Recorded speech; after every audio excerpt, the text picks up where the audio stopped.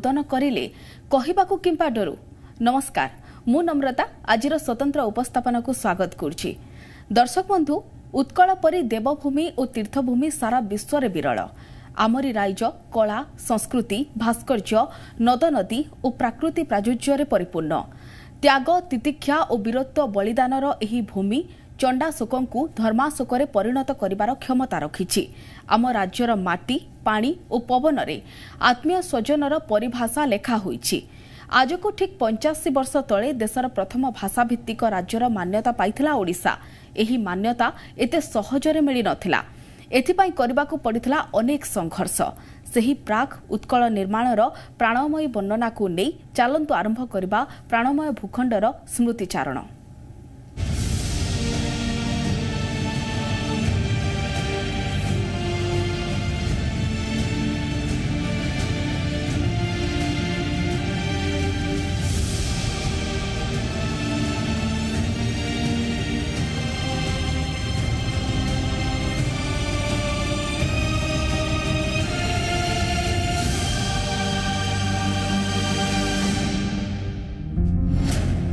वीर प्रसविनी उत्कलर गाथा।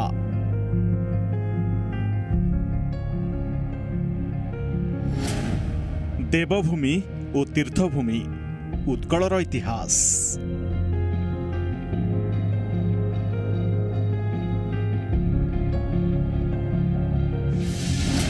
प्राक उत्कल निर्माणर प्राणमयी वर्णना।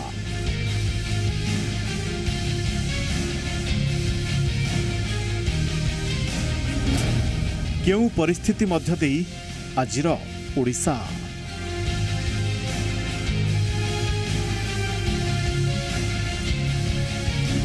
प्राणमय भूखंडर स्मृतिचारण। आम राज्य ओडिशा उत्कल विभिन्न पुराण रे मध्य उत्कल ना विदित अछि।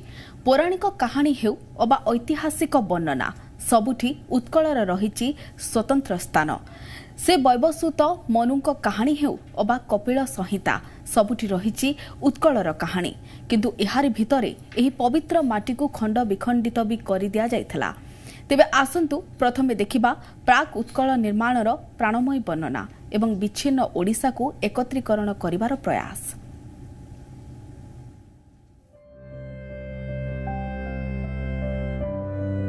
वर्षाणां भारतः श्रेष्ठो देशानामुत्कलः श्रुतः। उत्कलस्य समो देशो देशो नास्ति महितले। नदनदी प्राकृतिक प्राचुर्य परिपूर्ण उत्कल एक प्राणमय खंड समग्र भारत में एक विभवशाली राज्य भाव परिचित थिला। कपिल संहितार यह श्लोक बयान करुछि जे त्याग, तितिक्षा एवं वीरत्व बलिदानर यह भूमि चंडाशोकरु धर्माशोकरे परिणत करिवार क्षमता रखे। आम राज्य ओडिशा एक प्राचीन राज्य। पूर्वे एहार नाँ थिला कलिंग एवं उत्कल। एहार श्रेष्ठता शास्त्र पुराण रे मध्य लिपिबद्ध रहिछि। तेबे ओडिशा राजनीतिर इतिहास प्रथम परिच्छेद 1936 राजनैतिक पृष्ठभूमिर तथ्य अनुसार महाभारत युद्ध पूर्वरु गोदावरी नदी ठारू दामोदर नदी एवं महोदधी पुरी ठारू पश्चिमर रायगढ़ मध्य अनेक क्षुद्र राज्य मुंड टेकिथिला। दक्षिणर उपकूल अंचल को दक्षिण कलिंग, उत्तर उपकूल अंचल यथा सिंहभूम, मयूरभंज, मेदिनीपुर एवं कटक को उत्तर कलिंग, मध्य अंचल को मध्य कलिंग बोली कहुला। सोनपुर एवं संबलपुर को कोशल राज्य, कलाहांडी, जयपुर, बस्तर को नहीं मूषिक राज्य गढ़ी उठिथिला। क्रमे उत्तर कलिंग उत्कलिंग नाम परिचित होई धीरे धीरे उत्कल हेला। प्रताप रुद्रଙ୍କ राजत्व काल 1495 रु 1532 मध्य सबु अंचल मिसी उत्कल साम्राज्य गठन हेला। एहार शासक गजपति राजा माने रहिले। एहापर मुगल, मरहट्टा एवं इंग्रेज शासन काल रे उत्कल शासित होई खंड विखंडित हेला। अनंग भीमदेव तांको शासन काल 1190 रु 1202 मध्य उत्कलर सीमा थिला हुगुली ठारू गोदावरी नदी पर्यंत। मुसलमान शासन काल रे 1590 ख्रीष्टाब्द उत्कलर प्रथम अंगच्छेद होइथिला। अकबरଙ୍କ मंत्री माने हुगुली एवं उत्कलर 10टी महाल उत्कलरू नहीं जाई बंगदेश रे मिसाई देइथिले। एहापर विभिन्न पर्यायर उत्कलर अंगच्छेदन हेबा परे 1751 रे आलीवर्दी खानଙ୍କ सह मरहट्टा मानकर संधि हेला। संधि परे एही सीमा विशिष्ट उत्कल प्रदेश को मोगल माने मरहट्टा मानकु हस्तांतर कले। सेही संधि बल रे सुवर्णरेखा नदी उत्कल और बंगदेशर सीमा भाव में स्थिरीकृत हेला। एहीपरि उत्कलर अंगछेद होईछि। एहापरे 1905 रे लॉर्ड कर्जन को शासन काल रे कलाहांडी, पाटना, सोनपुर, रेढ़ाखोल, गांगपुर, बामंडा और बणई आदि गड़जात राज्य संघकू छोटनागपुर आसी ओडिशा रे मिसिथिला। एहापरे आरंभ होइतिला विच्छिन्न ओडिशा को एकत्रीकरण करिवार प्रयास। ब्यूरो रिपोर्ट, जी मीडिया। विच्छिन्न ओडिशा को एकत्रीकरण करिवार प्रयास एते सहज नथिला। ओडिशा युवक संघ गठन हेबा परे उत्कल प्रदेश गठन रे अन्यतम प्रमुख भूमिका निभाइथिला ओडिशार प्रथम विधिबद्ध संवादपत्र उत्कल दीपिका। संपादक गौरीशंकर रायଙ୍କ सहयोग क्रमे ओडिशार प्रथम राजनैतिक मंच उत्कल सभा बा ओडिया एसोसिएशन प्रतिष्ठा करा जायथिला। आउ एही ठारू ही एक प्रकारर स्वतंत्र ओडिशा गठन रो मंजी बुनिबा आरंभ होइथिला, जहा उत्कल सम्मेलनी गठन करिवार आभास दैथिला।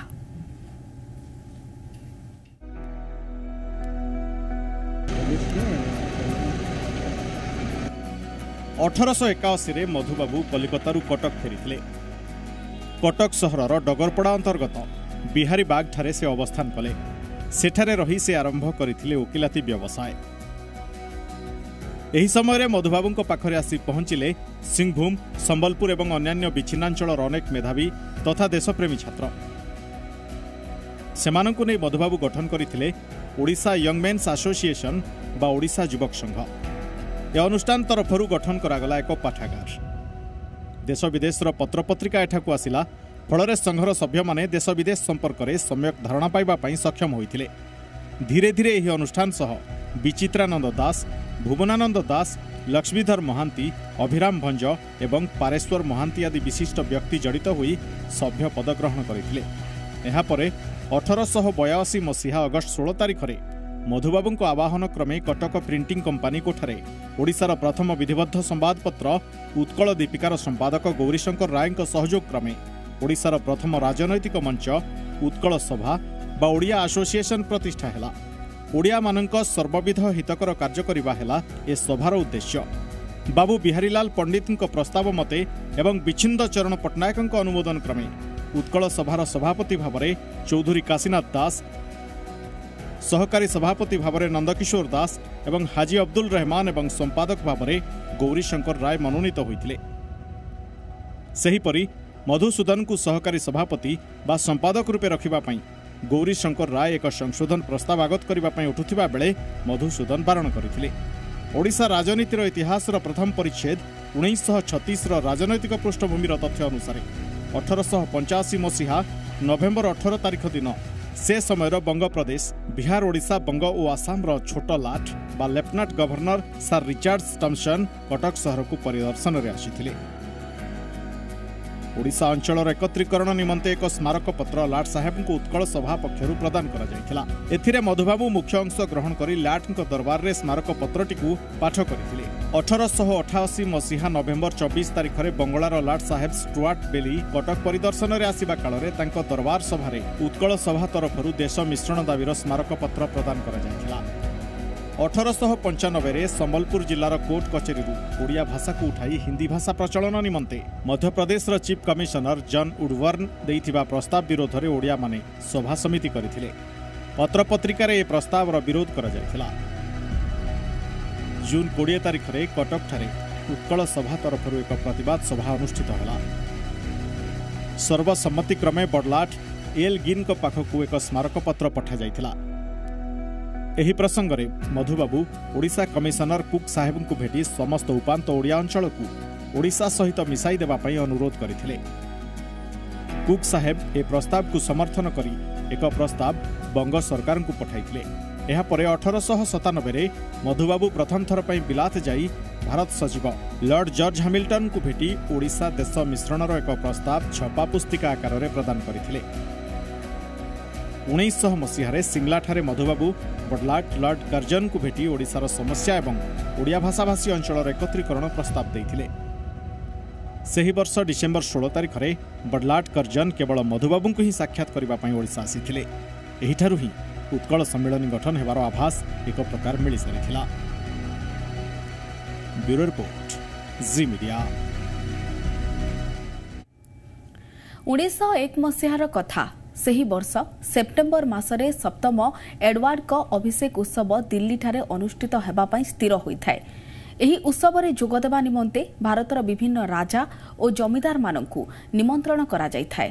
ଖଲିକୋଟର ରାଜା ସାହେବ ହରିହର ମର୍ଦ୍ଦରାଜ ଦେଓଙ୍କୁ ଆମନ୍ତ୍ରିତ କରାଯାଇଥିଲା। ଏହାପରେ 1903 ଜାନୁଆରୀ 6ରେ ମଧୁସୂଦନ ଦାସଙ୍କ କୋଠିରେ ଏକ ସମ୍ମିଳନୀ ଅନୁଷ୍ଠିତ ହୋଇଥିଲା। ଉପସ୍ଥିତ ରାଜା ଜମିଦାର ଓ ଭଦ୍ରମଣ୍ଡଳୀକୁ ଆହ୍ୱାନ ଜଣାଇ ମଧୁସୂଦନ ଦାସ ଦେଶ ମିଶ୍ରଣ ନିମନ୍ତେ ଏକତାର ଅଭାବ ସମ୍ପର୍କରେ ଏକ ବକ୍ତୃତା ଦେଇଥିଲେ। ଆଉ ସେହି ଅଭିଭାଷଣ ଥିଲା ସବୁଠୁ ଓଜସ୍ୱୀ, ଯାହା ଓଡ଼ିଶା ଓ ଓଡ଼ିଆ ଭାଷାର ବିକାଶ ନିମନ୍ତେ ଉତ୍କଳ ସମ୍ମିଳନୀର ସାଜିଲା ଅଗ୍ରଦୂତ।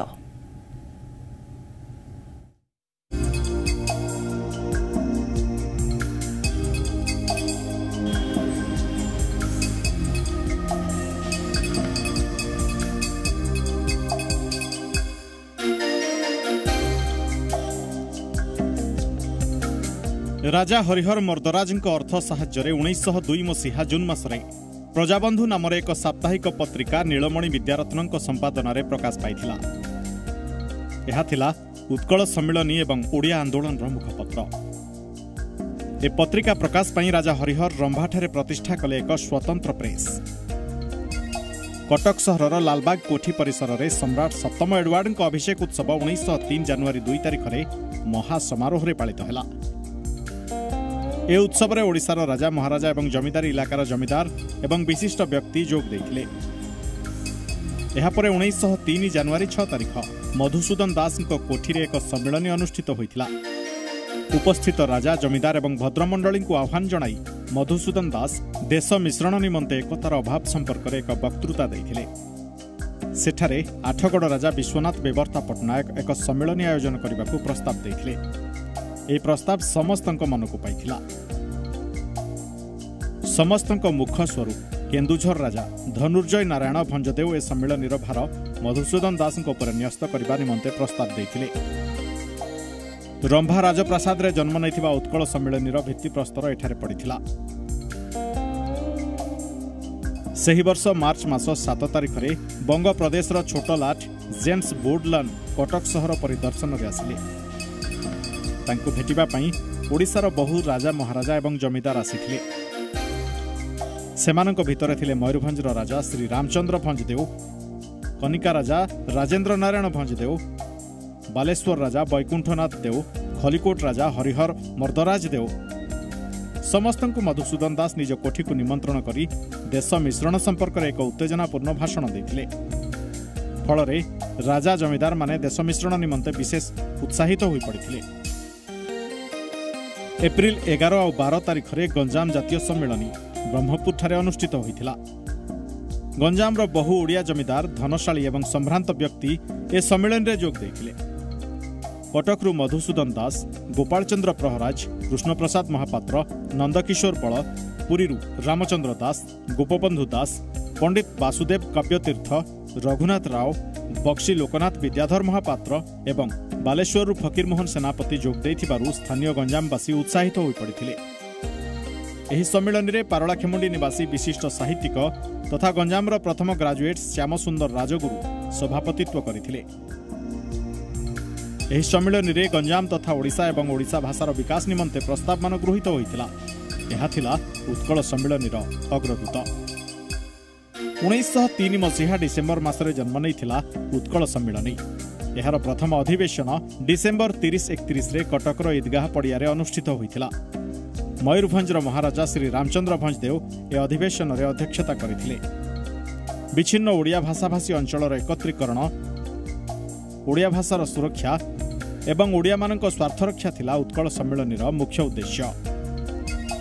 ब्यूरो रिपोर्ट, जी मीडिया। स्वतंत्र ओडिशा प्रदेश गठन निमंते उत्कल सम्मेलनीर कार्यक्रम जोरदार हैला। 1903 मसीहारू 1934 मसीहा पर्यंत उत्कल सम्मेलनीर अधिवेशन विभिन्न स्थान में अनुष्ठित हैला। एही समय मध्यरे 24टी अधिवेशन अनुष्ठित होइथिला।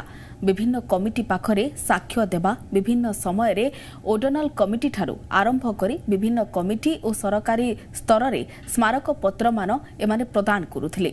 1912 मसीहारे ओडिशा बंग बिहार ओडिशा प्रदेश रु अलगा होई बिहार ओडिशा नाम रे एक नूतन प्रदेश सृष्टि हैला।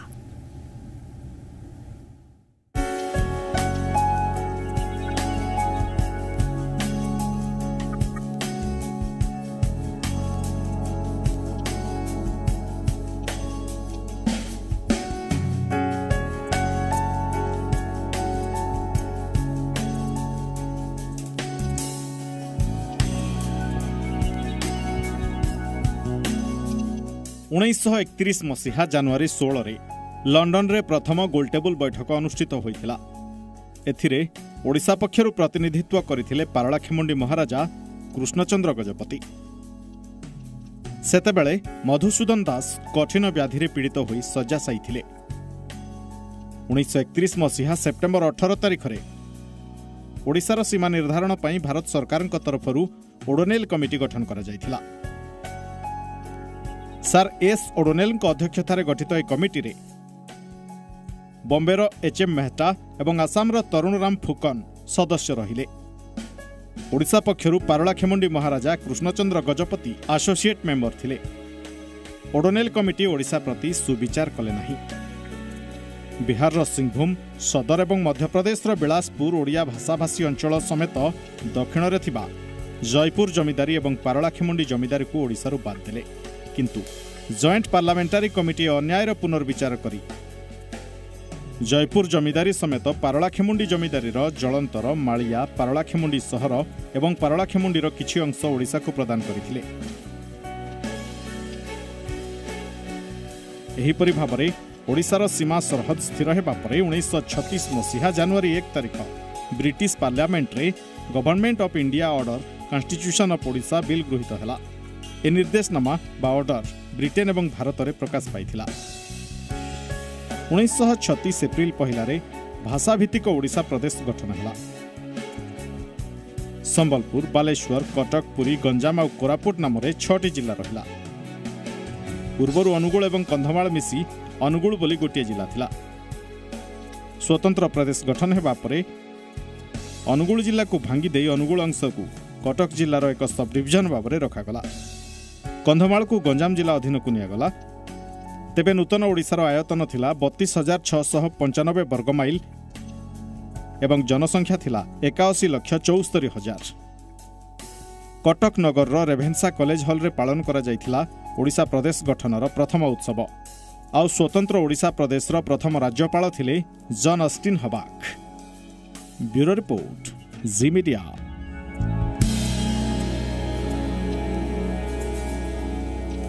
ओडिशा स्वतंत्र प्रदेश भाव में गठित हैला। ओडिया भाषा को बंचाई रखिबा पाई विभिन्न आंदोलन मुंड टेकिला। यहाँ परे सबुठी ओडिया फलक सरकारी विधि व्यवस्था ओडिया रे करबाकू दाबी उठिला। राज्य सरकार ओडिया भाषा कमिशन गठन करबाकू भी स्वतंत्र कैबिनेट रे मंजूरी प्रदान कले। किंतु आजि जाए ओडिया भाषा कमिशन गठन होई पारिला नाही। याहारी भितरे आउ एक आश्चर्यचकित खबर सामना को आसीछि।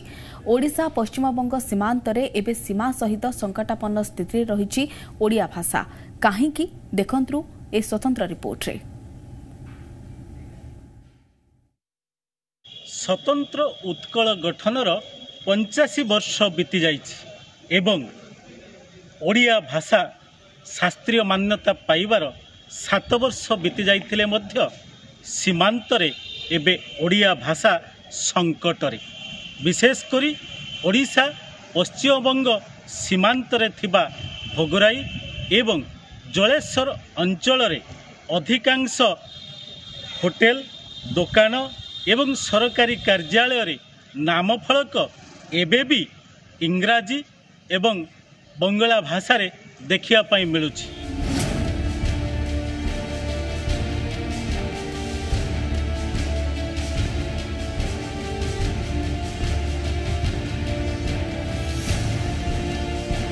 बालेश्वर जिला सीमांत भोगराई और जलेश्वर ब्लॉक रे एबे पश्चिमबंग राज्य सह 81 गाँवर सीमा बद रही बेले पश्चिमबंग सीमांत ए अंचल रे ओडिया भाषा को मध्य अवहेला करा जाउछि। ଏହି ଅଞ୍ଚଳର ପର୍ଯ୍ୟଟନ କ୍ଷେତ୍ରଠାରୁ ଆରମ୍ଭ କରି ଦୋକାନ ବଜାରରେ ଓଡ଼ିଆ ଭାଷାରେ ଫଳକ ପରିବର୍ତ୍ତେ ବଙ୍ଗଳା ଆଉ ଇଂରାଜୀରେ ଲେଖା ଦେଖାଯାଉଛି। ସ୍ଥାନୀୟ ପ୍ରଶାସନ ଏଥିପ୍ରତି ଧ୍ୟାନ ଦେଉନଥିବା ବେଳେ ବଙ୍ଗଳାର ପ୍ରଭାବ ବଢ଼ି ବଢ଼ି ଚାଲିଛି। ପ୍ରଶାସନର ନିଷ୍କ୍ରିୟତା ଏବଂ ଜନସାଧାରଣଙ୍କର ସଚେତନତାର ଅଭାବ ଆଜି ଏଭଳି ଏକ ସଙ୍କଟ ସୃଷ୍ଟି କରିଛି ଓଡ଼ିଆ ଭାଷା ପାଇଁ। ଇଏ ହେଉଛି ଆମର ଭାଷା ପ୍ରତି ସମ୍ମାନ। ତେଣୁ ଆମକୁ ସମସ୍ତଙ୍କୁ ସଚେତନ ହେବାକୁ ପଡ଼ିବ ଏବଂ ରାଜ୍ୟ ସରକାରଙ୍କୁ ନିବେଦନ କରିବି ସେ ମଧ୍ୟ ଆଇନକୁ କଡ଼ାକଡ଼ି ଭାବେ ଲାଗୁ କରନ୍ତୁ, ଯେମିତିକି ଅନ୍ୟାନ୍ୟ ରାଜ୍ୟରେ ଲାଗୁ କରିଛନ୍ତି। ଆଗ ମାତୃଭାଷା ତାପରେ ଆପଣଙ୍କର ଅନ୍ୟାନ୍ୟ ଭାଷା। ଅତି ଦୁଃଖ ଏବଂ ପରିତାପର କଥା ଆମର ଏଇ ଯେଉଁ ପଶ୍ଚିମବଙ୍ଗ ଓଡ଼ିଶା ସୀମାନ୍ତ ଅଞ୍ଚଳରେ ଯେଉଁ ଫଳକ ମାନ ଲେଖା ହେଇଛି ସରକାରୀ ଫଳକ ସେଗୁଡ଼ା ସବୁ ବଙ୍ଗଳାରେ ଲେଖା ହେଇଛି ଏବଂ ଇଂରାଜୀରେ ଲେଖା ହେଇଛି। ଏହା ଅତ୍ୟନ୍ତ ଦୁର୍ଭାଗ୍ୟଜନକ। ଯେଉଁମାନେ ଓଡ଼ିଆ ପ୍ରେମୀ ଓଡ଼ିଆ ମାତୃଭାଷାକୁ ଯେଉଁମାନେ ଭଲ ପାଆନ୍ତି ସେମାନଙ୍କୁ ଶକ୍ତ ଆଘାତ ଦେଉଛି ସେମାନଙ୍କ ହୃଦୟ। ସ୍ୱତନ୍ତ୍ର ଓଡ଼ିଶା ପ୍ରଦେଶ ଗଠନକୁ ଆଜି 85 ବର୍ଷ ହେଲାଣି। ତାପରେ ମଧ୍ୟ ବୋର୍ଡରରେ ରହୁଥିବା ଓଡ଼ିଆମାନଙ୍କର ଯେଉଁ ସ୍ୱାଭିମାନ, ଯେଉଁ ଗର୍ବ ତା ସହିତ ଓଡ଼ିଶା ସରକାର ସବୁଦିନ ଖେଳ ଖେଳି ଆସିଛନ୍ତି। ସେମାନଙ୍କର ଭାଷା ଏବଂ ସାହିତ୍ୟ ସୁରକ୍ଷା କେମିତି ହେବ, ଜୀବିତ କେମିତି ରହିବ, ତା ଦିଗରେ ସରକାରଙ୍କର ସମସ୍ତ ପ୍ରଚେଷ୍ଟା ବିଫଳ ହୋଇଛି। ଗତ 85 ବର୍ଷ ଧରି ସୀମା ବିବାଦ ସମାଧାନ ହୋଇପାରୁନଥିବାରୁ ଏବେ ବି ଭୋଗରାଇ ବ୍ଲକର ଶଙ୍ଖାମେଦି, ଶାହାବାଜିପୁର, ବାଜିତପୁର, ଉଦୟପୁର, ନରସିଂହପୁର, ମନକୁନ୍ଦା, ଶଗଡ଼ାସାହି, ସିଆରୁଇ, ଜଳେଶ୍ୱର ବ୍ଲକର ନେତୁଆ, ଆଡ଼ିନଗା, ପାତ୍ରସାହି ଆଦି ଗାଁର ଓଡ଼ିଆ ଲୋକେ ପଶ୍ଚିମବଙ୍ଗ ନିର୍ବାଚନରେ ମତଦାନ କରନ୍ତି। ଦ୍ୱୈତ ଭୋଟର ହିସାବରେ ଉଭୟ ରାଜ୍ୟର ନିର୍ବାଚନରେ ସେମାନେ ଭାଗ ନେଉଛନ୍ତି। ଆମ ଧରା ହେଉଛି ଓଡ଼ିଶାରେ। ବାପା ଜେଜେ ବାପା ତାଙ୍କ ବାପା ଆମ ଧରା ହେଉଛି ଓଡ଼ିଶା। তবে ଆମ ପାଇଁ ନା ଇନ୍ଦିରା ଆବାସ ଅଛି, ନା କୌଣସି ଯୋଜନାରେ ଘର ପାଇପାରୁଛୁ, ନା କିଛି ପାଇପାରୁଛୁ। ଏଇ ଖଜଣା ଏଇ ଯେ ବେଙ୍ଗଲ ସରକାର କହୁଛନ୍ତି ଆମର, ଆଉ ଓଡ଼ିଶା ସରକାର କହୁଛନ୍ତି ଆମର। ନା ବେଙ୍ଗଲ ସରକାର ଖାଜଣା ନେଉଛନ୍ତି, ନା ଓଡ଼ିଶା ସରକାର ଖାଜଣା ନେଉଛନ୍ତି। ଏ ବାବଦରେ ତ ଆମେ ସମସ୍ତଙ୍କୁ ସେନ୍ସିଟାଇଜ୍ କରିଛୁ ଓଡ଼ିଆରେ ନାମ ଫଳକ ରଖିବା ପାଇଁ। ଏବଂ ଏଗୁଡ଼ା ଯଦି ସେମାନେ ପାଳନ କରୁନାହାନ୍ତି ଆମେ ତାଙ୍କୁ ନିଶ୍ଚିତ ରୂପରେ ଗାଇଡ଼ କରିବୁ, ଯେମିତି ସେମାନେ ଇନ୍ ଫ୍ୟୁଚର ଓଡ଼ିଆ ନାମ ଫଳକ ସହିତ ତାଙ୍କର ଯାହା ରଖନ୍ତୁ କିନ୍ତୁ କମ୍ପଲସରି ଓଡ଼ିଆଟା ରଖିବା ପାଇଁ ଆମେ ତାଙ୍କୁ ସଜେଷ୍ଟ କରିବୁ। ସୀମାନ୍ତରେ ଆମର ଯେତିକି ମାର୍କେଟ ଅଛି, ଖାସ କରି ଚନ୍ଦନେଶ୍ୱର ମାର୍କେଟ ଆଉ ଶାହାବାଜିପୁର ଠାରେ ଆମେ ଜିଲ୍ଲାପାଳଙ୍କ ନିର୍ଦ୍ଦେଶ ପରେ ଆମେ ସେଠାକାର ସରପଞ୍ଚ ଏବଂ ସେ ଦୋକାନମାନଙ୍କୁ କହିଥିଲୁ ଓଡ଼ିଆ ବଙ୍ଗାଳୀ ବି ଲେଖୁଥିଲେ, ବଙ୍ଗାଳୀ ସହିତ ଓଡ଼ିଆ ଏବଂ ଇଂଲିଶରେ ଲେଖିବା ପାଇଁ। କିଛି ଦୋକାନ ସେଟାକୁ କାର୍ଯ୍ୟକାରୀ କରିଛନ୍ତି। ମୁଁ ଏବେ ଆପଣଙ୍କୁ ଜାଣିଲି କି କିଛି ମାନେ କାର୍ଯ୍ୟକାରୀ କରିନାହାନ୍ତି, ଯେଉଁଟାକି ଆମେ ଚେଷ୍ଟା କରୁଛୁ ତାଙ୍କୁ ମଧ୍ୟ ସେ ଓଡ଼ିଆରେ ଲେଖାଯିବା ପାଇଁ। ରାଜନୈତିକ ଇଚ୍ଛା ଶକ୍ତିର ଅଭାବ ଓ ପ୍ରଶାସନିକ ସ୍ଥାଣୁତା ପାଇଁ ସୀମାନ୍ତରେ ସୀମା ସହିତ ଓଡ଼ିଆ ଭାଷା ମଧ୍ୟ ଏବେ ସଙ୍କଟରେ। ତେବେ ଦେଖିବାକୁ ବାକି ରହିଲା କେବେ ରାଜ୍ୟ ସରକାର ଓଡ଼ିଆ ଭାଷା ଆଉ ଓଡ଼ିଶାର ସୀମାନ୍ତ ପ୍ରତି ନଜର ଦେଉଛନ୍ତି। ବାଲେଶ୍ୱର ଜିଲ୍ଲା ଭୋଗରାଇରୁ ଦିଲ୍ଲୀପ କୁମାର ଦାସ, ଜି ମିଡ଼ିଆ। ଉଚ୍ଚ ହେବା ପାଇଁ କର ଯେବେ ଆଶା, ଉଚ୍ଚ କର ଆଗେ ନିଜ ମାତୃଭାଷା। ଓଡ଼ିଆ ଭାଷାର ଅନ୍ୟତମ କର୍ଣ୍ଣଧାର ପ୍ରକୃତି କବି ତଥା ସ୍ୱଭାବ କବି ଗଙ୍ଗାଧର ମେହେର ଏହା ରଚନା କରିଥିଲେ। ବାସ୍ତବରେ ଭାଷା ବିକଶିତ ହେଲେ ରାଜ୍ୟ ବିକଶିତ ହୁଏ। ସେଥିପାଇଁ ତ ଆମକୁ ହିଁ ଆମରି ଭାଷାର ବିକାଶ କରିବାକୁ ମଙ୍ଗ ଧରିବାକୁ ପଡ଼ିବ। ଆମର ପୂର୍ବଜମାନେ ତ ସ୍ୱତନ୍ତ୍ର ଉତ୍କଳ ପ୍ରଦେଶ ଗଠନ ପାଇଁ ଅନେକ ସଂଘର୍ଷ କରିଛନ୍ତି, କିନ୍ତୁ ଆମେ ବି ଏହି ଭାଷାକୁ ଚିରକାଳ ପାଇଁ ବିଶ୍ୱ ଦରବାରରେ ବଞ୍ଚାଇ ରଖିବାକୁ ରୀତିମତ ପ୍ରୟାସ କରିବା ଜରୁରୀ। ଆଜି ପାଇଁ ଆମର ଏହି ସ୍ୱତନ୍ତ୍ର ଉପସ୍ଥାପନାକୁ ଏଇଠି ରଖୁଛୁ। ନମସ୍କାର। ବନ୍ଦେ ଉତ୍କଳ ଜନନୀ, ବନ୍ଦେ ଉତ୍କଳ ଜନନୀ।